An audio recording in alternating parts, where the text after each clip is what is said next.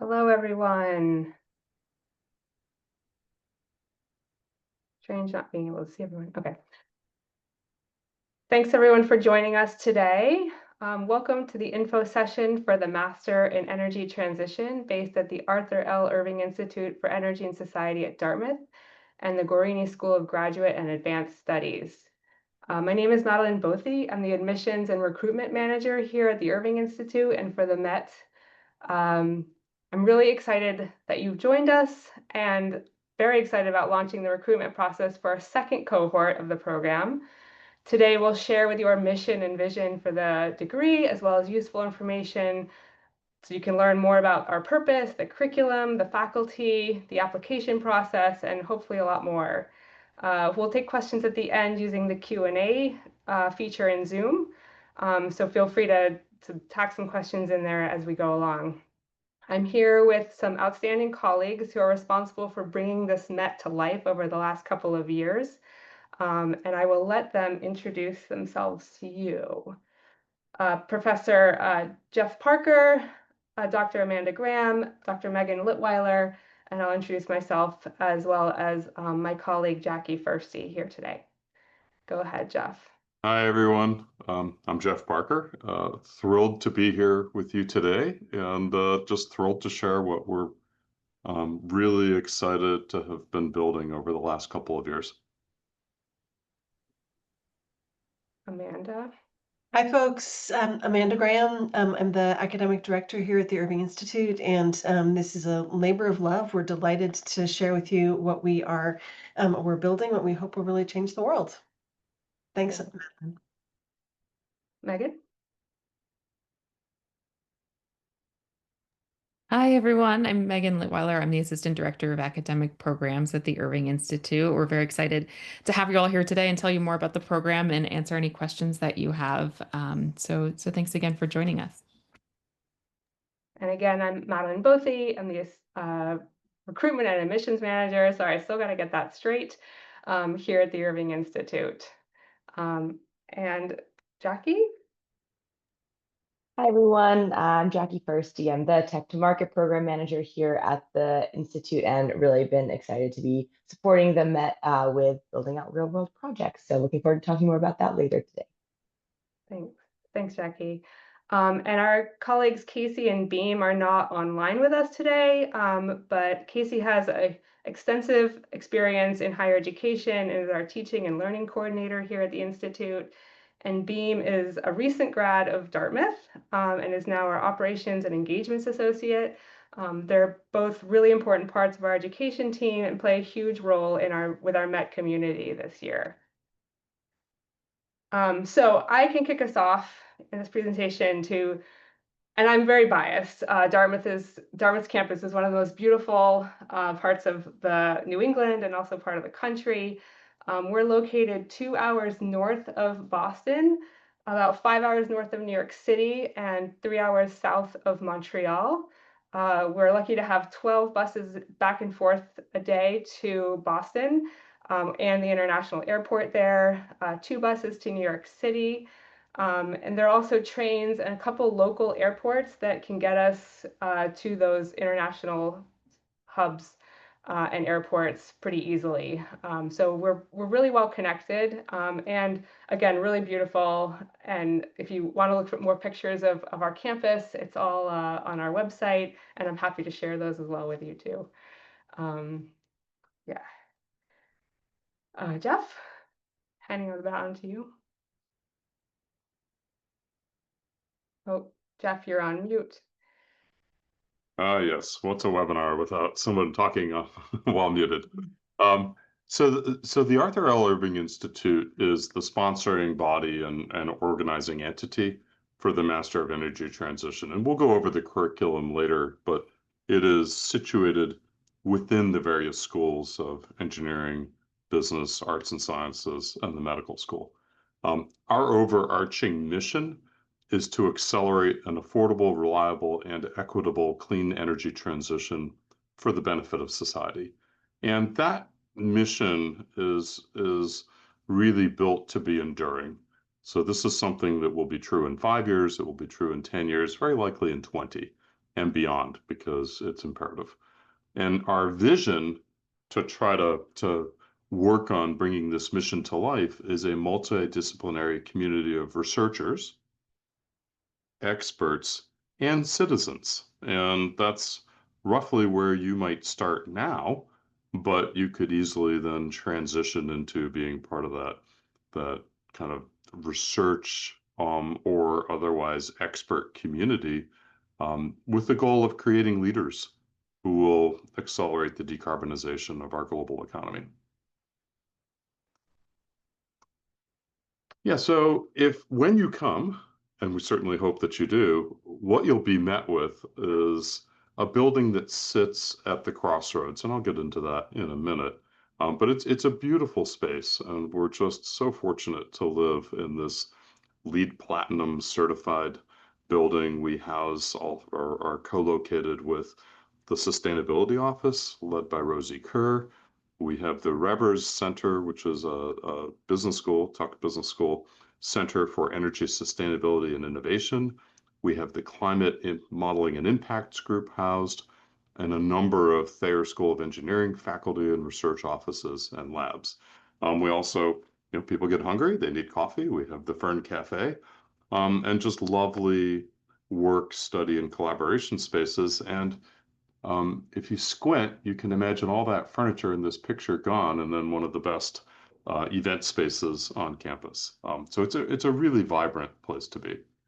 If you go to the next one, and where we're located within Dartmouth is what's called the West End.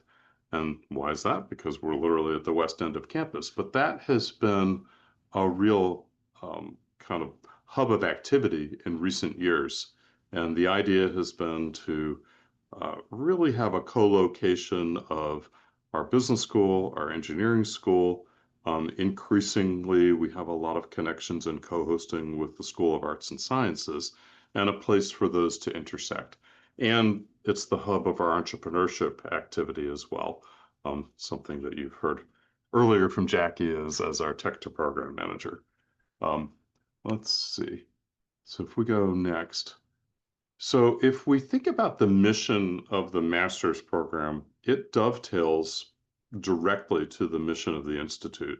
And the idea is to prepare leaders, problem solvers, and experts who can work in essentially their lane, which is of their choice, to accelerate this clean energy transition. And so if you unpack that problem, you'll see it mirrored in our curriculum. So the problem is across many domains. We have technology that needs to be developed. We have economics and financing models, especially sort of building the bridge between the global north and the global south, which wants to have the same standard of living that the global north has had. And so there needs to be ways of having the financing flow back and forth as infrastructure gets built out around the world. There are political challenges, and critically, there are societal challenges, because this transition of necessity involves a lot of infrastructure change, and it involves cultural change. And so the programming that we've put in place is designed to cross most of these domains. And the idea is that we want to equip students and sensitize students to then pick their lane of interest, where you can become expert and then have an impact. Amanda, over to you. Thanks, Geoff. As we have spent the last couple of years really trying to identify where we can be most helpful from the strengths of Dartmouth College and our professional schools.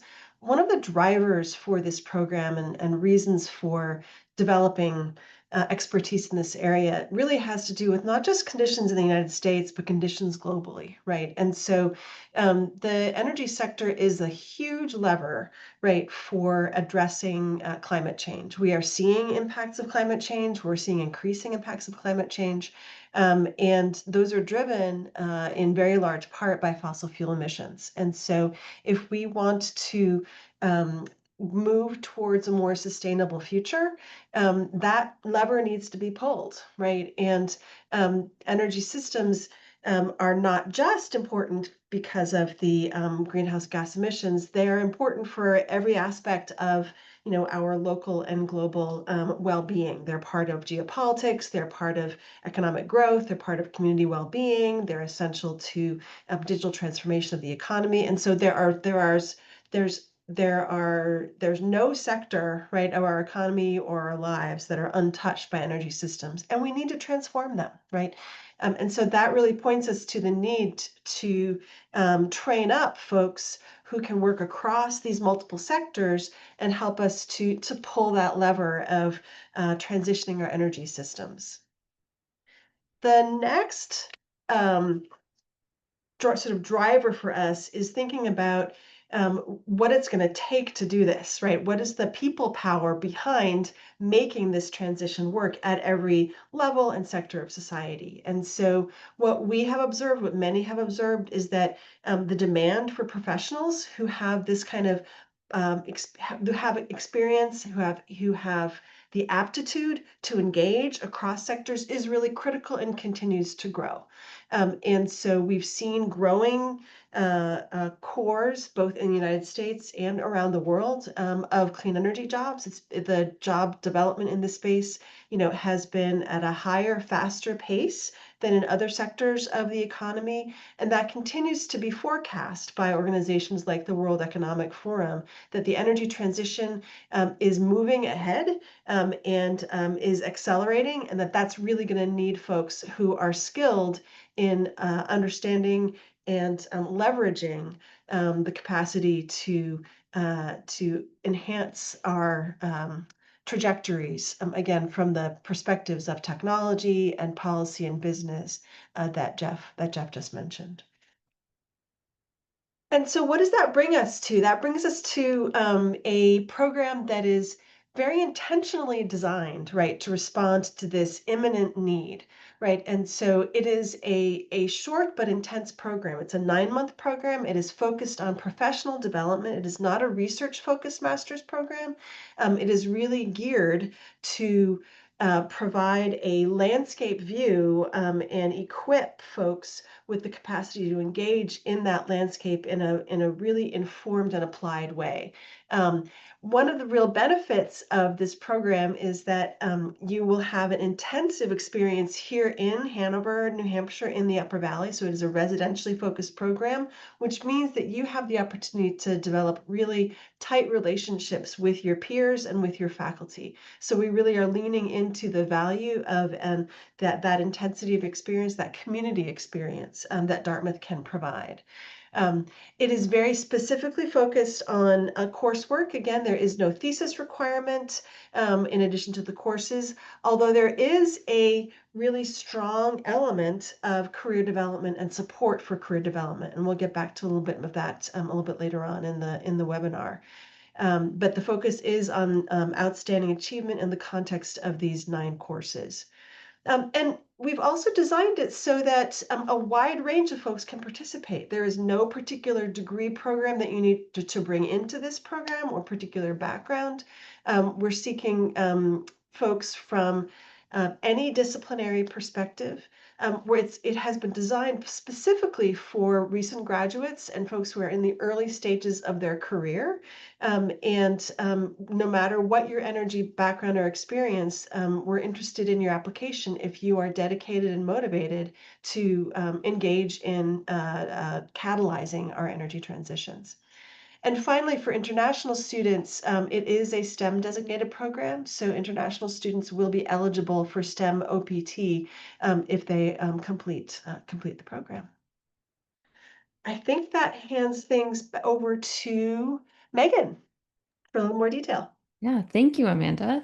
So I'm going to give you a little bit of an intro into these kind of 4 core elements of the program, and then I'll hand it back over to Geoff to go into some detail on the curriculum.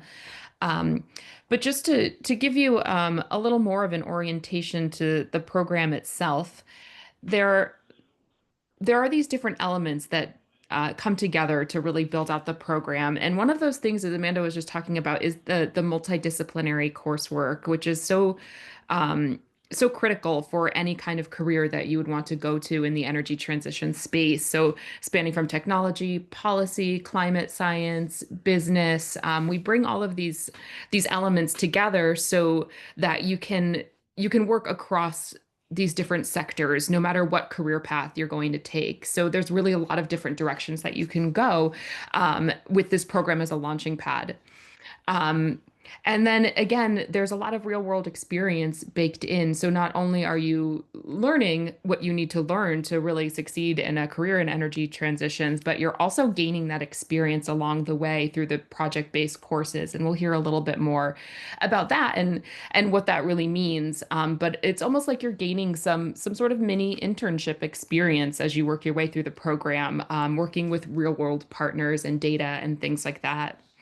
And then again, a lot of really personalized career mentorship so that you're working directly with our alumni mentors who are really engaged and excited to work with our students and are coming from all different sectors in energy and have a huge amount of experience and knowledge to bring and are really eager to help folks succeed. Um, and as Amanda mentioned, this is a residential program. It's a tight cohort. So you're also learning from each other because we do have students who enter the program from all sorts of different backgrounds.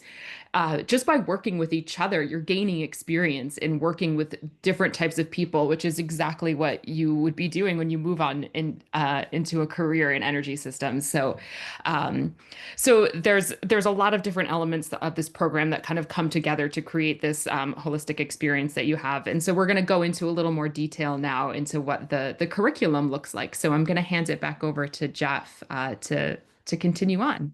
Thank you, Megan. So I'm going to go over the curriculum in a moment, but I want to go back to how we developed this.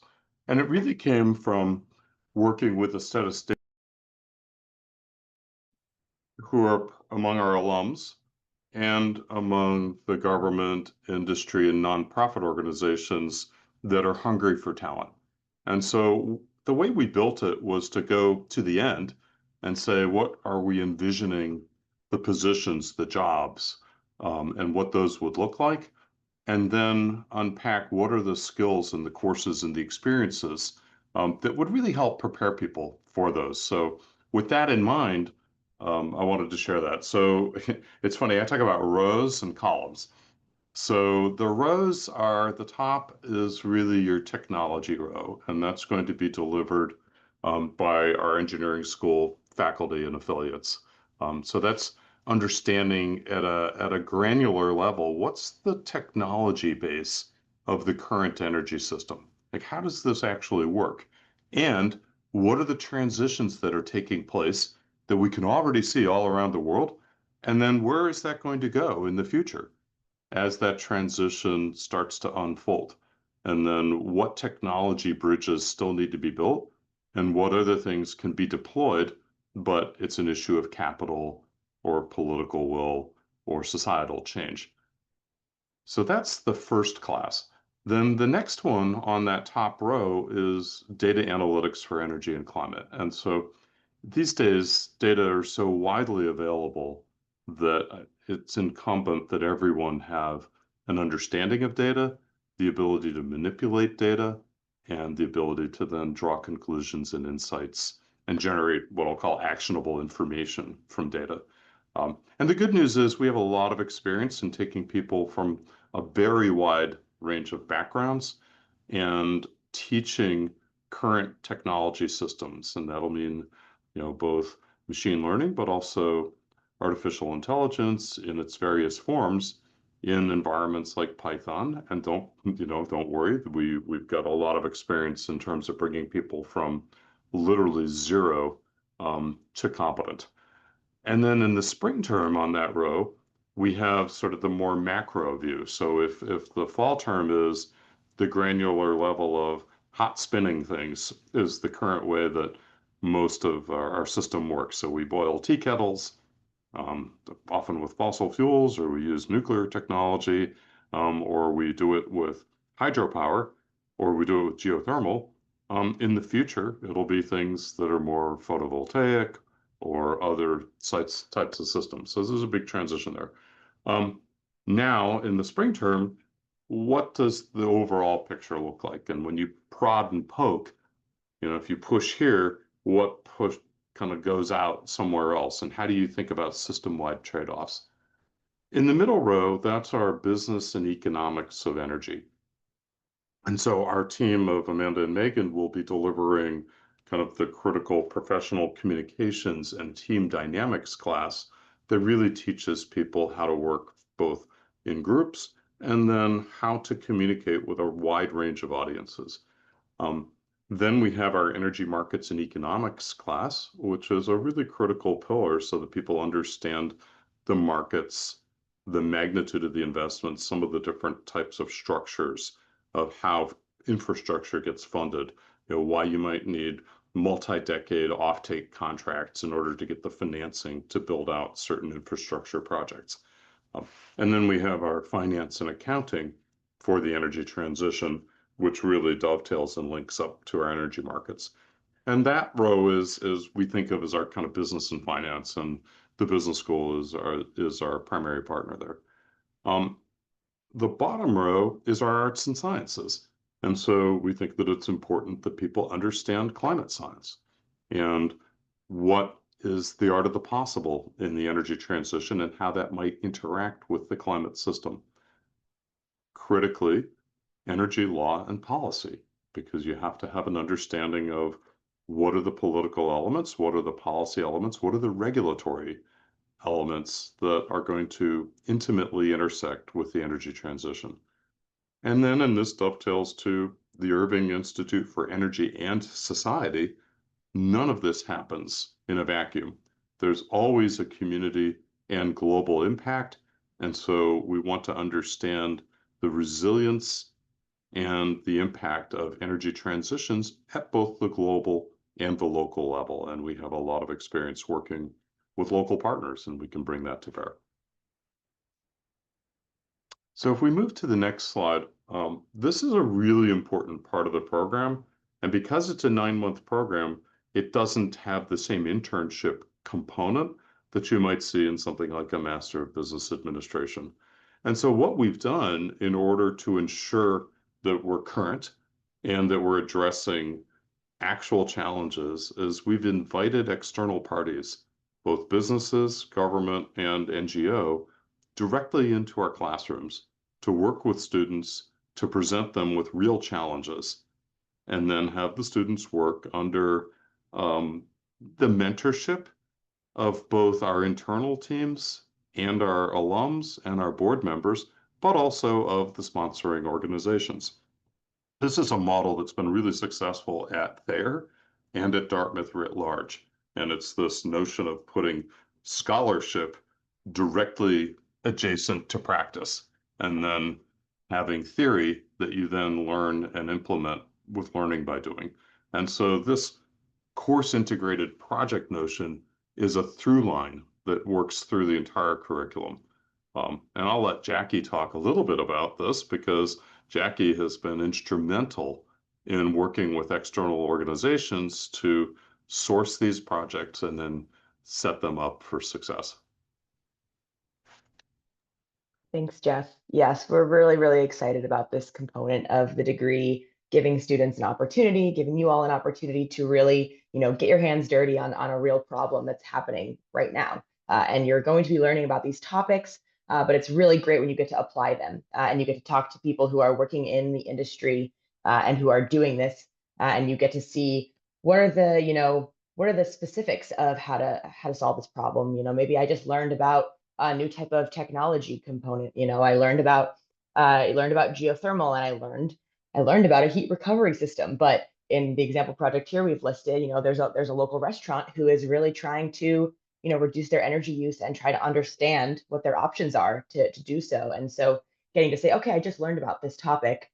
How do I actually apply this in a real world setting? It's really gratifying. It gives you an opportunity to work with a real stakeholder and understand what being in the field and working is like, as well as getting a chance to really wrap your head around these concepts that you're learning and really integrate that into your future when you leave after you complete this degree and are looking to be in the kind of energy industry. So we're really excited about these opportunities. We have a range of project hosts from small startups to government agencies to even groups within Dartmouth working on really great projects internally. Though Dartmouth itself as a campus is doing an amazing job at decarbonizing. They've put out a really fantastic decarbonization plan through 2050. And so there's an opportunity to work here locally on campus, but also within our local community outside of campus. And there are also opportunities that are not as local. So we have a lot of options. It's also the exciting piece is that there's more than one project for the class, right? So you get to pick something that is exciting to you. It's not just, hey, you're doing this, here's your assignment at the end. You get to really pick a topic and a project that is exciting to you. So thank you, Madeleine, for linking the decarbonization plan there. So yeah, a lot of exciting stuff going on campus, in the local community, and broader. So we're excited to be helping connect you as a student in these courses with project opportunities. So I'll leave it at that. Yeah, and there's a whole new lab or rather campus's lab function that we're going to be able to partner with our Office of Sustainability and our campus infrastructure team. So this is pretty exciting because we'll then help work out some of the infrastructure that they'll need to develop in terms of providing databases that you'll need to do some of the modeling. And so there's a lot of investment going into this on campus, and so we're pretty excited to be part of that. If we move to the next slide, I'm just going to do a very quick introduction of some of the faculty and instruction group. So we have Song Chen, who will be teaching our data analytics for energy and climate, most recently coming to us from her postdoc at Stanford. We have Shushen Shang, who will be working with Aaron Mayfield, who is one of our energy systems modeling faculty. So we're really excited about gaining sort of access to this team to deliver the course. We have Krista Daniels, who is joining us from Colby Sawyer College and then Antioch College, and is now joining us as a resident scholar and lecturer, and has deep experience in the community and global engagement and energy transition space. So very excited about that. Next, we have Charlie Donovan, who has a lot of experience both in the UK and in the US teaching finance and accounting in the energy sector. We have our very own Amanda Graham, who has come to us from the MIT Energy Initiative and then has been really one of the architects of the Irving Institute from its founding. And so, a lot of the mission and kind of the ethos is coming from Amanda and Elizabeth Wilson, who we'll see in a moment. We have Chris Geiterman, who will be teaching the Climate Science and Energy Transition course. And next row, we've got Megan, who will be joining with Amanda to deliver our team dynamics and professional communications. We're very fortunate to have Elizabeth Wilson, who has deep expertise and most recently in understanding offshore wind and has spent considerable time in Copenhagen and has a lot of global experience in this sector. And then finally, we've got Junbo Zhao, who has a deep experience in grid and system modeling and has done a lot of industrial work, most recently with the region's largest utility, Eversource. So a really diverse team to populate those courses. So I'm thrilled that we've assembled this group. It's a great group of faculty. We just had our first meeting with our faculty a couple of weeks ago, and they are very excited to lean in, not just on their own courses, but to work together, right? It's an integrated program, and so that's pretty exciting. And the same absolutely can be said for our alumni, right? So there are no alumni like Dartmouth alumni. They are very dedicated to improving the experience of all students, right? And so that is no no different for our energy and climate focused students than it is for all the students in general. And we have hundreds of Dartmouth alumni in the energy and climate space, if not thousands, and they are very keen, right, to assist. So we're leveraging that in one very specific way, in addition to other ways, in the mentorship program. So every MET student will be matched with a Dartmouth alumni mentor. Many of those will come from our very dedicated advisory board for the Irving Institute. And you see here a selection of the folks that we are just thrilled to be able to engage in programs like this. And the idea is that this mentorship relationship kicks off even before you arrive on campus and is sustained throughout the course of the academic year and then potentially even beyond, right? We have many examples of mentorship relationships that go on well beyond a student's graduation from Dartmouth. And so here you just see a selection of folks from the sort of more startup and entrepreneurial end of things with Alex Figueroa, Dan Calafidis, who is co-founder of 3 Degrees, which is a real powerhouse for decarbonization advising for many, many large and small entities. Dr. Rose Mutiso, who is a spectacular example of leadership in the energy access space, who has some very interesting new projects. She's based in the UK, but does a lot of work in the African context. And Abby Ross Hopper, who is the president CEO of Solar Energy's Industries Association, has been a real force on Capitol Hill advocating for solar and solar storage projects. And she will actually be speaking at Dartmouth on November 3rd to share some of her experiences there.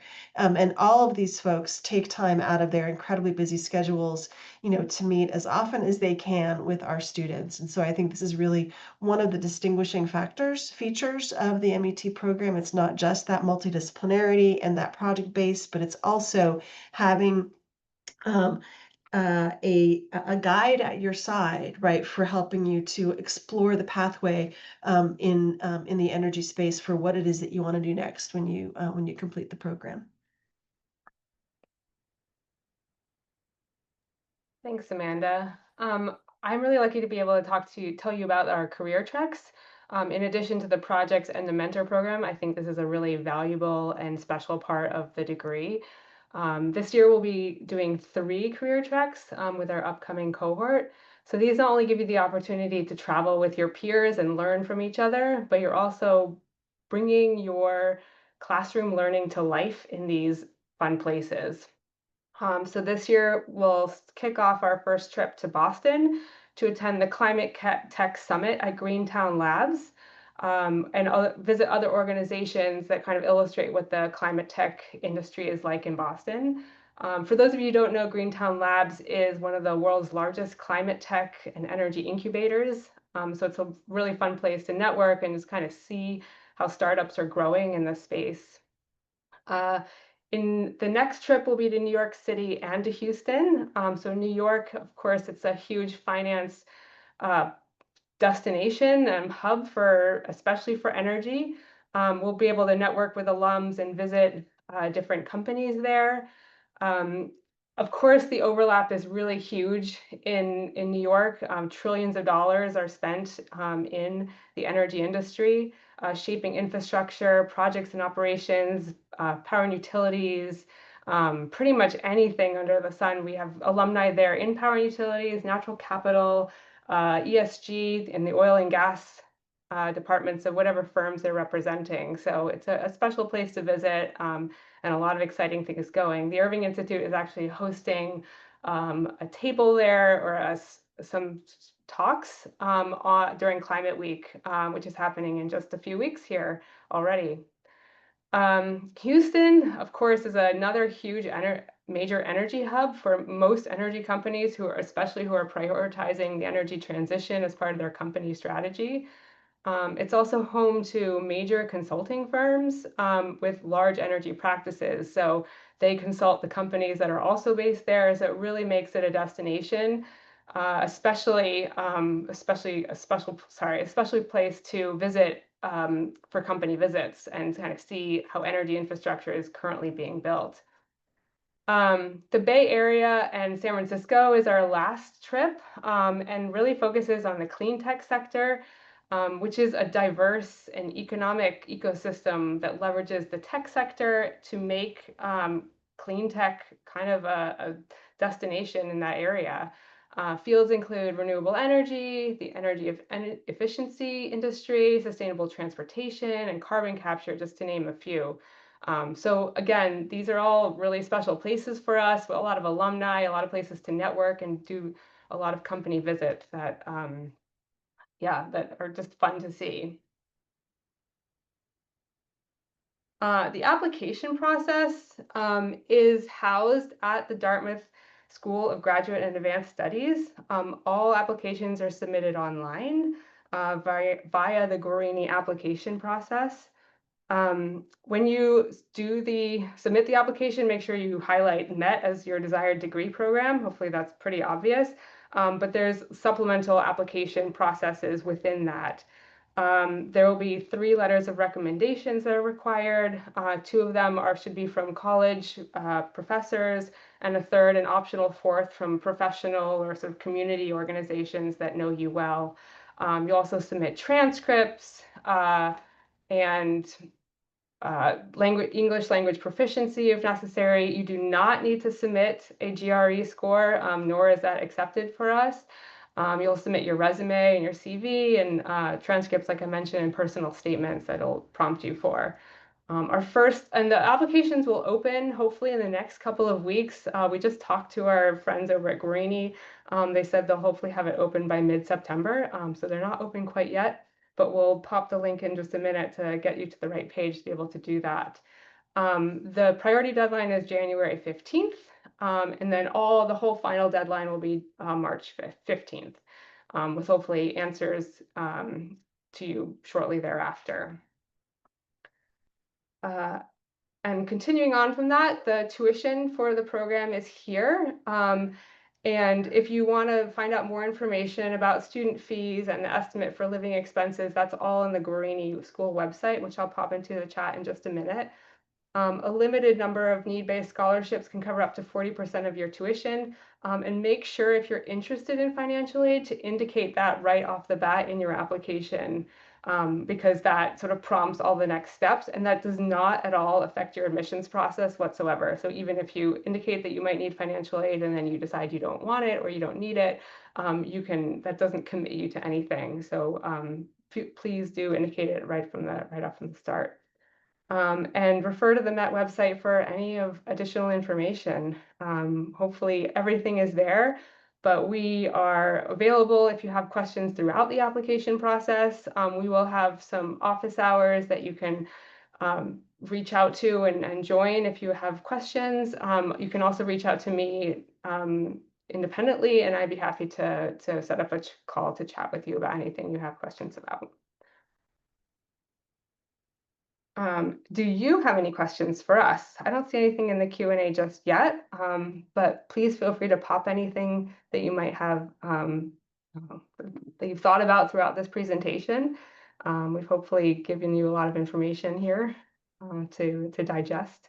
Let me get those links in the chat for you. And while we're waiting for some questions, Madeleine started at the beginning of this is one of the most beautiful places, and hopefully this vision of students canoeing on the Connecticut River will help illustrate that.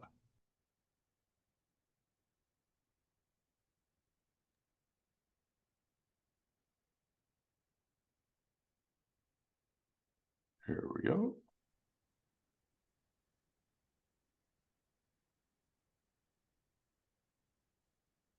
Currently, there's not an overlap of the undergraduate courses and the MET graduate courses. These are separate. And one of the interesting things that we did in building the program was we did an assessment of the capabilities at Dartmouth, and which are pretty deep. So we did certainly map and reach out to faculty who teach in the undergraduate program, but these are all new courses. And they are all custom designed to be integrated and to support the Master of Energy Transition. But great question. And so, we do anticipate, really for any undergraduate program, not just Dartmouth, that there will be a nice kind of on-ramp from a variety of different backgrounds. Let's see. I see Stella has raised her hand. Stella, if you want to go ahead and pop your question into the chat or the Q&A, we'd be happy to reply.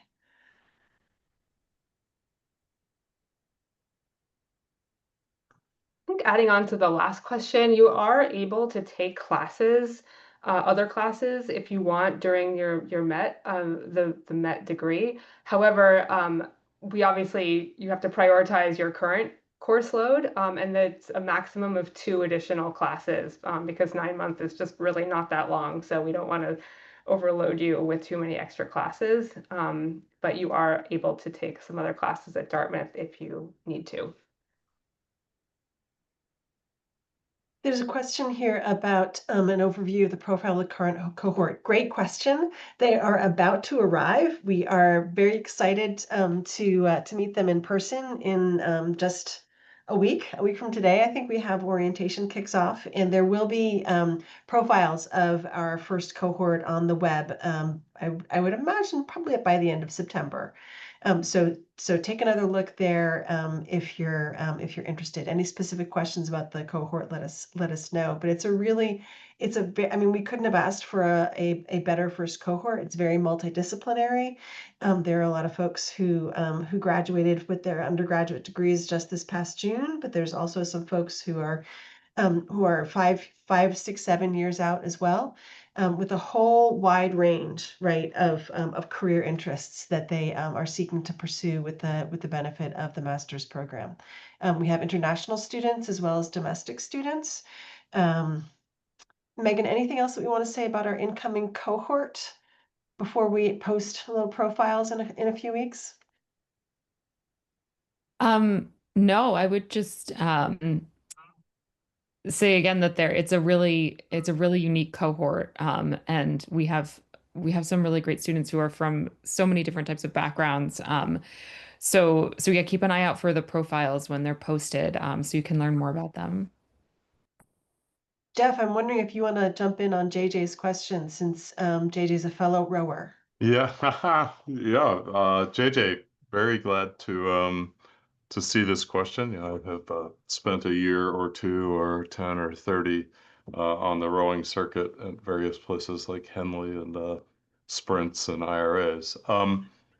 So right now that integration doesn't exist. So I think what you're asking is there something akin to a TA-ship that would allow you to essentially be an assistant rowing coach under a TA model? It's a great question and one that I will explore because it hasn't come up before and I love it. But there are significant resources in terms of financial aid. And so that I think would be the first path, because I wouldn't want to make any promises that are dependent on other deans' actions. But I love the question, and it's one I will definitely kind of run with, especially as the program grows. And I would quickly add to that too that so graduate students at Dartmouth, including Met students, are eligible for to be employed at Dartmouth. So whether even if it's not an affiliated employment, you are eligible to apply for student employment opportunities. So there, like Geoff just said, there are a lot of different opportunities for financial support. It is, this is a full-time program, right? So there are 3 courses, and some of those are project-based, which tend to be a little bit more intensive. And we also take the approach that there's actually the equivalent of a 4th course that you'll be taking while you're here. And that's really your career exploration and job search, right? Supported by your mentor, supported by some of the activities that Megan and I introduce in the fall course. And so it is a full load, right? So I think it's important to note that it's not designed for, a full-time employment plus full-time, in the classroom. Certainly part-time employment is feasible, but just in terms of gauging those expectations. We have Madeline, another question. Yeah, do you want oh, to go sorry, go into ahead. that one, Amanda? Well, I wondered actually if Madeline wanted to tackle Stella's question. Sure. So your there are no sort of set qualifications for the program. You can come from any undergraduate degree. We recommend that you have an undergraduate degree to get into the program. But your experiences, and even if you don't have experience in the offshore wind energy industry and don't have any energy experience, you're still eligible to apply for this program. And especially if you're interested and you're engaged and you have a passion for certain energy topics, whether that's, carbon capture, renewable energy, sustainable transportation. Like there's so many things that fit under the energy umbrella. So your interest is really the main criteria for joining the program. So yeah, even if you have experience after college, that's also wonderful. We'd love to hear about that in your personal statement. I hope And that if answers you your look at question. If the not, cohort this year, Madeleine, and Stella, we do have some students who have been out for over 10 years. yeah. And, so it's a really neat cohort of, sort of 50% international, 50% sort of US domestic, multidisciplinary people from all the fields that you can imagine.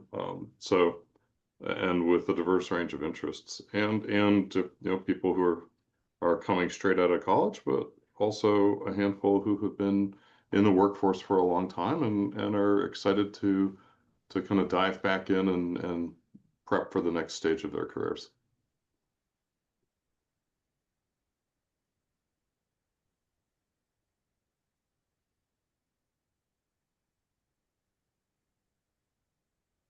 Camry, I think if you're going to have your degree in hand, I think that's the question. I don't think you need to have it in hand at the application time. So if you need Right. that summer to finish up, then I don't see a problem there, but I don't want to get out in front of my skis here with Amanda and Madeleine. I totally agree. I mean, I think that having your degree in hand by June or August, right, before the program starts would be a requirement. Yeah, I would agree with that.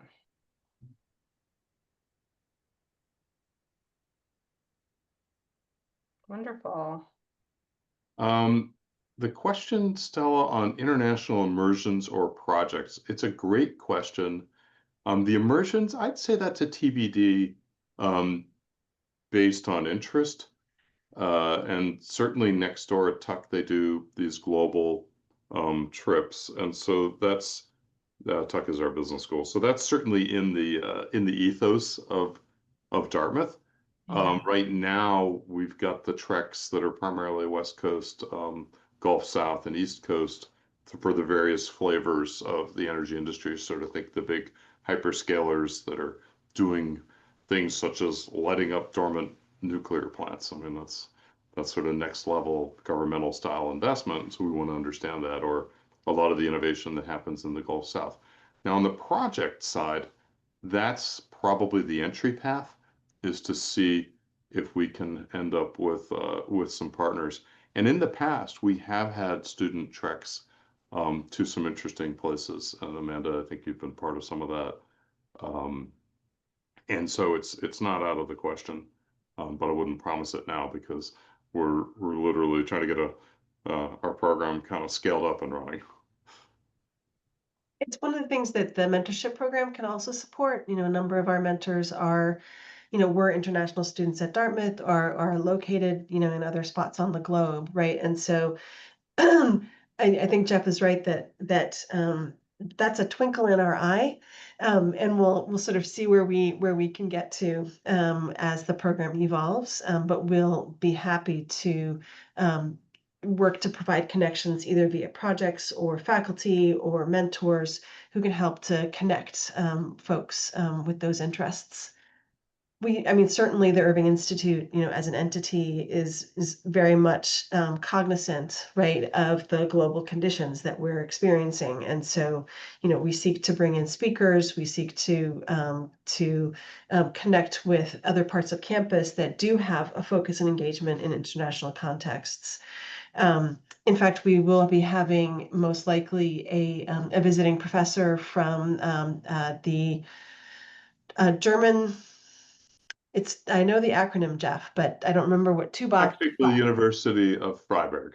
Perfect, in Germany, who's going to be in Yeah. residence over winter term and will be teaching a course in geopolitics of energy, and may also be able to do some special activities with the MET students in winter term of this year. So those sorts of examples we do our best to bring in to ensure that people are exposed, right, to the complexities of energy challenges in other parts of the world. And we have a really good partnership with the Dickey Center for International Understanding, and we've got an ongoing research project on powering peace. And it turns out that in a lot of fragile states across the globe, the biggest source of power is actually the UN peacekeeping mission. And it can be as much as half. And the idea there of that project is to say, well, given the amount of money that's going in, maybe we can do better than installing a bunch of 10 megawatt diesel generators and then bringing in diesel fuel over fragile supply chains. And the idea there is to build out a sustainable energy infrastructure so that when the UN mission leaves, there's something left behind that will be enduring. So those are the sorts of things that are literally ongoing as research projects and have opportunities for students to connect.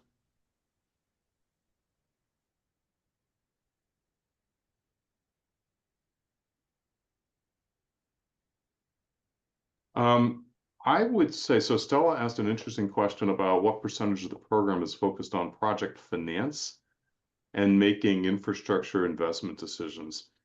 Okay, that's going to be challenging to answer. We have a couple of classes that I would say are directly focused on that, but I think that the supporting analysis that would go behind that will actually pop up in lots of other classes. So, for example, the overall systems modeling class would support that kind of thing. Certainly the data analytics class, the law and policy class. So I don't think that that has a simple answer, and part of that would be driven by student interest. But if someone is interested in that, you can pull together lots of different elements that would really provide a solid background. Geoff, I think that's a really good reply to that question. The program is structured both to give you the threads, right, of technology and business and natural and social sciences, but also to provide opportunities to weave those together, right? Because what is it to make a sound energy infrastructure investment decision? What's required there? Part of what's required there absolutely, requires that that economics and finance thread, but it also requires understanding emerging technologies, right? Understanding how they fit within the broader system, and how to manage and deal with the data questions that arise, right, as we're making those decisions. And so, there are opportunities to weave in, the applied question that you're really focused on here throughout the program, but sort of working towards that key energy economics and markets course and finance and accounting course as places that focus on the finance and investment component of it. Okay, good question.